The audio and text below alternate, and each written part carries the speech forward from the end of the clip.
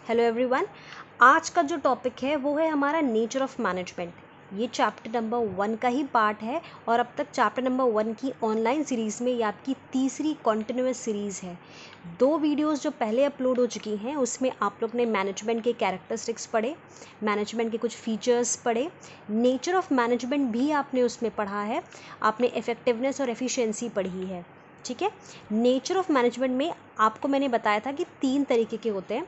First is management as a science, ठीक है, second is management as an art and the third one is management as a profession. हमने अपनी last video में इसे cover किया था, मैनेजमेंट एज अ साइंस। आज हम अपनी इस वीडियो में कवर करेंगे management as an art and management as a profession. ठीक है, तो यहाँ से स्टार्ट करेंगे हम अपना। सबसे पहले मैनेजमेंट एज एन आर्ट, कि मैनेजमेंट को आर्ट क्यों कहा जाता है, क्यों मैनेजमेंट के कुछ ऐसे फीचर्स हैं जो आर्ट से सिमिलर है, मतलब सिमिलैरिटी रखते हैं, इसीलिए मैनेजमेंट को एज एन आर्ट कहते हैं। ये इसके सारे फीचर्स हैं, पर इसको जानने से पहले हम सबसे पहले ये पढ़ेंगे कि मैनेजमेंट को हम आर्ट कहते क्यों हैं। ठीक है, ये क्वेश्चन बिल्कुल नीचे है हमारे पास है। देखिए, सबसे पहले मैनेजमेंट की एज एन आर्ट की डेफिनेशन हमें जाननी है। Art means the application of knowledge and personal skill to achieve desired result. इसका मतलब ये है कि मैनेजमेंट एज एन आर्ट का मतलब ये है कि आप अपनी पर्सनल नॉलेज, मतलब कि एप्लीकेशन ऑफ नॉलेज जितनी आपकी है, and personal skill to achieve desired result. यानी कि ये हो गया, अगर मैनेजमेंट को आप आर्ट समझते हो तो आप उसमें एक एप्लीकेशन ऑफ नॉलेज लगाओगे और अपनी खुद की पर्सनल स्किल लगाओगे। देखिए, होता ये है कि जनरली अगर आप आर्ट बोलते हो तो आर्ट मतलब क्या होता है कि हर 2 आर्टिस्ट कभी सेम नहीं हो सकते या 2 डांसर्स कभी सेम नहीं हो सकते। कहीं ना कहीं वो अपनी कोई पर्सनल नॉलेज या पर्सनल आर्ट या पर्सनल स्किल उसमें ज़रूर डालेंगे, जिसकी वजह से 2 लोग डिफरेंट होते हैं, आप कह सकते हो। तो ये एक फीचर है कि मैनेजमेंट को आर्ट क्यों कहा गया है, क्योंकि मैनेज करना या काम को मैनेज करना 2 मैनेजर्स का अलग अलग हो सकता है। एक मैनेजर दूसरी तरीके से काम कर रहा है और दूसरा मैनेजर दूसरी तरीके से। सेकेंड पॉइंट देखते हैं, management is certainly considered as an art because a manager uses his skills and knowledge in his day to day activities. क्योंकि ये जो अपनी नॉलेज और स्किल है वो अपनी दैनिक दिनचर्या यानी कि डेली यूज़ के लिए अपनी एक आर्ट को, मतलब उसकी एक कला है कि वो लोगों से काम निकलवा रहा है, उसका वो एक आर्ट है कि वो किस तरीके से काम करा रहा है। अब एक मैनेजर ए है, एक मैनेजर आपका बी है, और दोनों का ही काम करने का तरीका अलग है। इसके द्वारा जो आउटपुट आ रहा है वो 600 आ रहा है, इसके द्वारा आउटपुट 1000 आ रहा है। तो इसका मतलब कहीं ना कहीं डिफरेंस है वर्क लेने का या मैनेज करने का। That is the difference between 2 managers. यही चीज़ आर्ट में भी होती है। ठीक है, for achieving the goals of the organisation, एक ऑर्गेनाइजेशन को ऑर्गेनाइजेशन के एम या गोल को अचीव करने के लिए आप 2 लोगों में डिफ्रेंशिएट कैसे करोगे, जब 2 लोगों का नेचर, बिहेवियर और उनके द्वारा लगाई गई स्किल और नॉलेज दोनों ही अलग अलग और भिन्न है। वही मैनेजमेंट का एक आपका कह सकते हो फीचर भी है। ठीक है, अब ये कुछ फीचर्स हैं जो मैनेजमेंट के और आर्ट के सिमिलर है। First one is existence of theoretical knowledge. Theoretical मतलब थियोरी के फॉर्म में। Art pre spouses the existence of certain theoretical knowledge. This knowledge pre spouses word का मतलब है पहले से ही अज्यूम कर लेना, मान लेना या अनुमान कर लेना। This knowledge is derive from the experiences of the experts. यानी कि आर्ट में मैनेजमेंट का जो काम होता है वो ये है कि आप आपके एक्सपर्ट्स के द्वारा, यानी जो लोग इस फील्ड में महारत हासिल कर चुके हैं, एक्सपर्ट्स के द्वारा उनके एक्सपीरियंसेस को देख चुके हो, आप उनको अनुभव कर चुके हो, and is publish in the form of books and literature in different, this word is different fields like dance, music, management.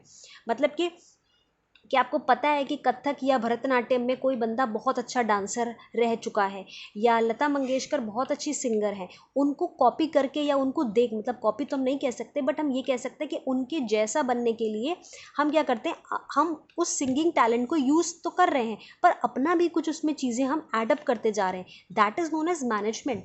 कि होटल मैनेजमेंट कोई बंदा कर रहा है, उसको पता है कि होटल मैनेजमेंट में ये शेफ़ या संजीव कपूर बहुत अच्छा काम कर रहे हैं या ये बहुत अच्छा खाना बना रहे हैं। आप वैसी ही स्किल अपने अंदर लाने की कोशिश कर रहे हो, बट कहीं ना कहीं आप में और उनमें डिफरेंस आ ही जाएगा, ठीक है। तो वो उसकी थ्योरेटिकल नॉलेज पे डिफरेंस करता है, और ये आपकी होती है किस में, in the form of books में, कि ये चीज़ आपको रिटन कहीं ना कहीं मिल जाएंगी। जैसे कि म्यूज़िक की अलग अलग बुक्स होती हैं, डांस की होती है लिटरेचर, यहाँ पे दिया हुआ ना, books and literature in different fields. आपको हर एक फील्ड की अलग अलग बुक्स मिलती हैं, जिसमें आपको इन चीज़ों का अनुभव होता रहता है। अब यहाँ पे देखिए पर्सनलाइज्ड एप्लीकेशन। पर्सनलाइज्ड एप्लीकेशन मतलब होता है कि varies from person to person. इसका मतलब ये है कि management as an art person to person differ करती है, कि ज़रूरी नहीं कि जो मेरा तरीका पढ़ाने का हो वही किसी और टीचर का भी तरीका हो पढ़ाने का, या जैसा बिजनेस स्टडीज़ मैं पढ़ाती हूँ वैसे ही हर कोई टीचर पढ़ा रहा हो, या may be might be possible कि मुझसे अच्छा कोई पढ़ा रहा हो। तो पर्सनलाइज्ड एप्लीकेशन मतलब होती है कि हर इंसान जब कोई आर्ट या कोई मैनेजमेंट या कोई चीज़ को करता है, उसको करने का तरीका दो लोगों का हमेशा डिफरेंट होता है, अपना खुद का। The use of basic knowledge varies from person to person. Two dancers, two musicians and two actors will always be different in demonstrating their art. अपनी कला को दिखाने में दो लोग हमेशा डिफरेंट होते हैं। Based on practice and creativity, art involves creative practice of existing theoretical knowledge. आपके पास डांस की एक थियोरेटिकल नॉलेज, आपको पता है ये फॉर्म ऑफ आर्ट, या जो लोग कला सीख रहे हैं उनको पता होगा कि कई अलग अलग तरीके के डांस फॉर्म्स होते हैं, या भरतनाट्यम है या मोहिनीअट्टम है, बहुत अलग अलग तरीके के फोक सॉन्ग्स होते हैं। तो उनको उसकी एक थियोरेटिकल नॉलेज भी है, वो उसको प्रैक्टिकल लाने की कोशिश करते हैं, और इसीलिए ये प्रैक्टिस पे भी बेस्ड है कि आप किसी भी कला या मैनेजमेंट के क्षेत्र में हो, आपको उसकी डेली प्रैक्टिस करनी पड़ेगी। And creativity, if I talk about creativity, तो मतलब हर इंसान का उस कला को शो करने का तरीका अलग है, मतलब सब अपनी अपनी कला उसमें लगा करके करने की कोशिश करते हैं। तो आर्ट क्या है, आर्ट में क्रिएटिविटी भी चाहिए, ठीक, और आपको एक रेगुलर प्रैक्टिस भी चाहिए। तो ये तीन आपने पढ़े मैनेजमेंट के तीन बेसिक एज एन आर्ट के फीचर्स, ठीक है। अब हम लेके आते हैं मैनेजमेंट एज ए प्रोफेशन पे। देखिए, अब प्रोफेशन की अगर हम बात करें तो प्रोफेशन मतलब होता है ऑक्यूपेशन, यानी कि किसी भी स्पेशलाइज्ड फील्ड का होना, जैसे कि मेडिकल है, ठीक है, डॉक्टर्स हैं, या आपके लॉयर्स हैं, या टीचर्स हैं, ये क्या है, प्रोफेशन है। तो मैनेजमेंट एक अलग से एक प्रोफेशन कैसे है, वो कौन से ऐसे फीचर्स हैं जिससे मैनेजमेंट एक प्रोफेशन के फॉर्म में आता है। आज आप देखिए, होटल मैनेजमेंट की अगर हम बात करें, या आप अलग अलग मैनेजमेंट कोर्सेज़ की बात करें, तो आज मैनेजमेंट एक बहुत बड़ा कोर्स है, मतलब एक प्रोफेशन है, या MBA को आप ले लीजिए, तो ये एक प्रोफेशन में आता है। तो फर्स्ट फीचर इसका यही है, well defined body of knowledge. A profession has a certain set of knowledge that acts as an instruction and can be acquired by practice.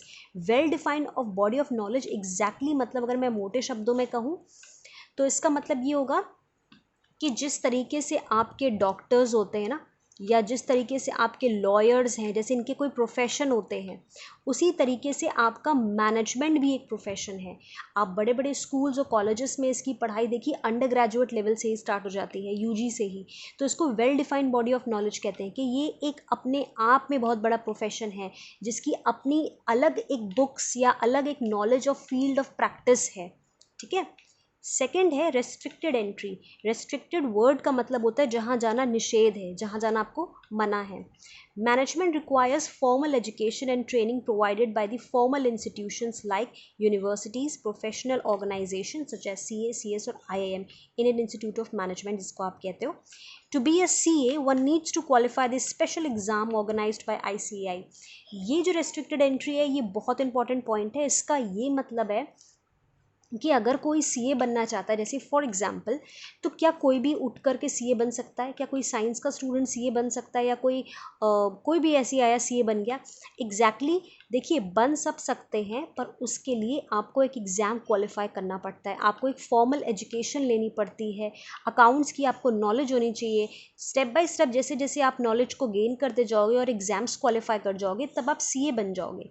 तो रेस्ट्रिक्टेड एंट्री मतलब ये होता है कि मैनेजमेंट भी ऐसी ही है, आप मैनेजमेंट को रातों रात नहीं सीख सकते। मैनेजमेंट एक प्रोफेशन है और प्रोफेशन में एंट्री के लिए आपको एग्ज़ाम क्वालिफाई करना पड़ता है।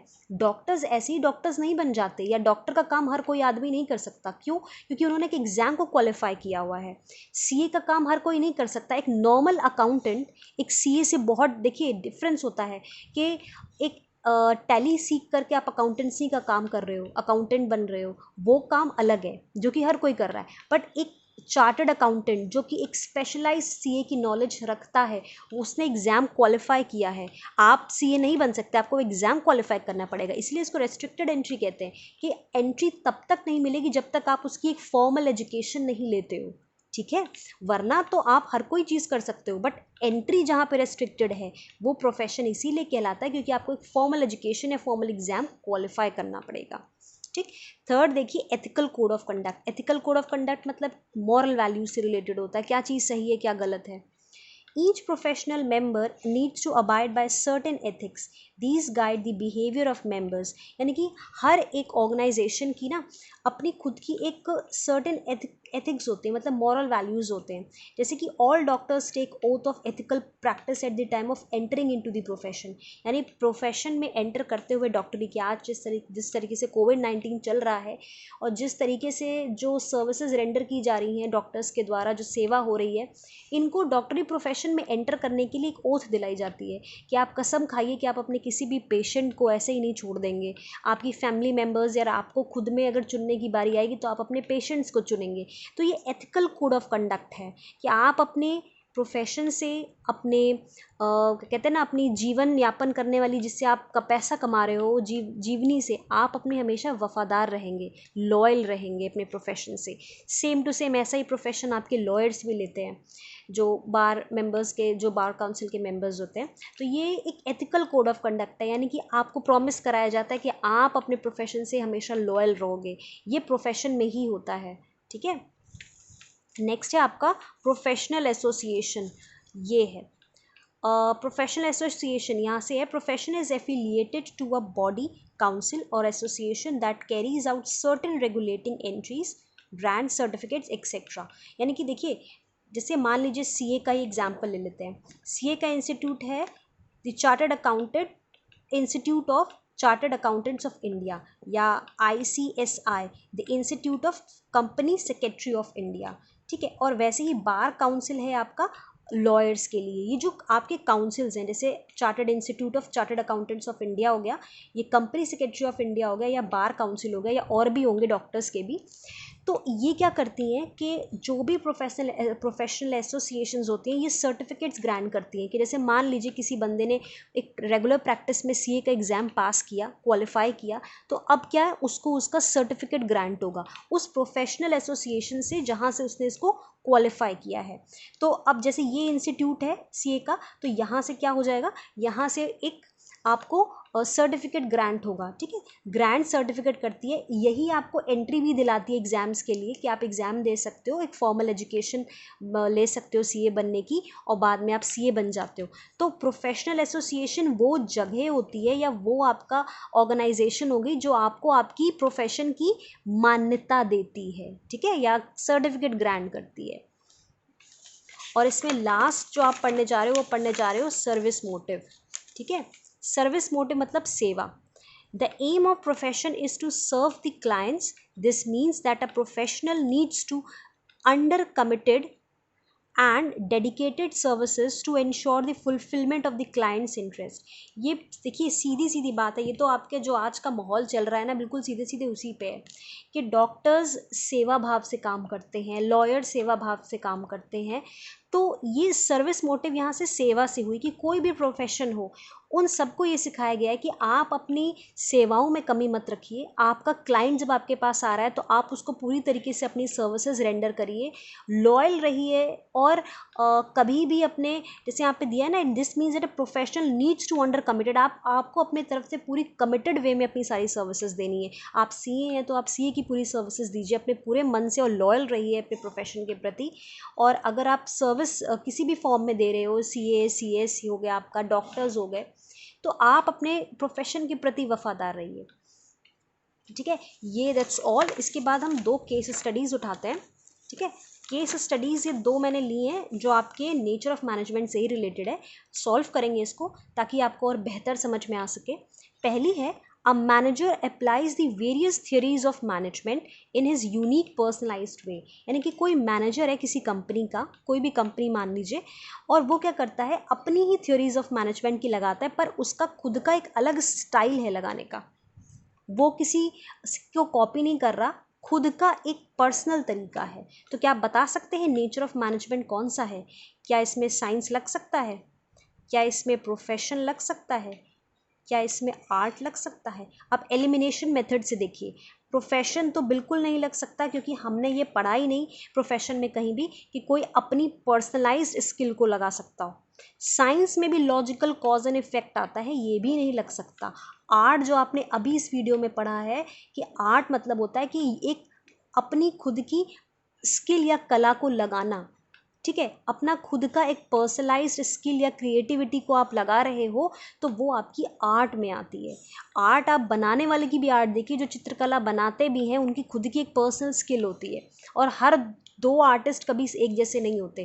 तो यहाँ पे आर्ट की बात की जा रही है। तो नेचर ऑफ मैनेजमेंट में यहाँ पे साइंस नहीं हो सकता, प्रोफेशन नहीं हो सकता, यहाँ पे आर्ट ही लगेगा। ठीक। सेकेंड देखिए, the style of singing of Arijit Singh and Guru Randhawa are different यहाँ फ्रॉम होना चाहिए, from each other, however they acquired some knowledge of ragas. मतलब ये हो गया कि अरिजीत सिंह और गुरु रंधावा 2 सिंगर्स हैं, ठीक है, दोनों सिंगर हैं, तो यानी कि रागों की नॉलेज तो दोनों को होगी और राग सेम ही होंगे, पर दोनों की स्टाइल ऑफ सिंगिंग अलग है, तरीका दोनों का अलग है। तो ये क्या बता सकते हैं कि ये कौन सा नेचर ऑफ मैनेजमेंट है? क्या ये साइंस है, क्या ये प्रोफेशन है, या क्या ये आर्ट है? तो अभी ये ऊपर हमने बताया ये मैनेजमेंट एज एन आर्ट है, और इसका जो फीचर यहाँ पे इस चीज़ की बात की है वो आपका आता है पर्सनलाइज्ड एप्लीकेशन।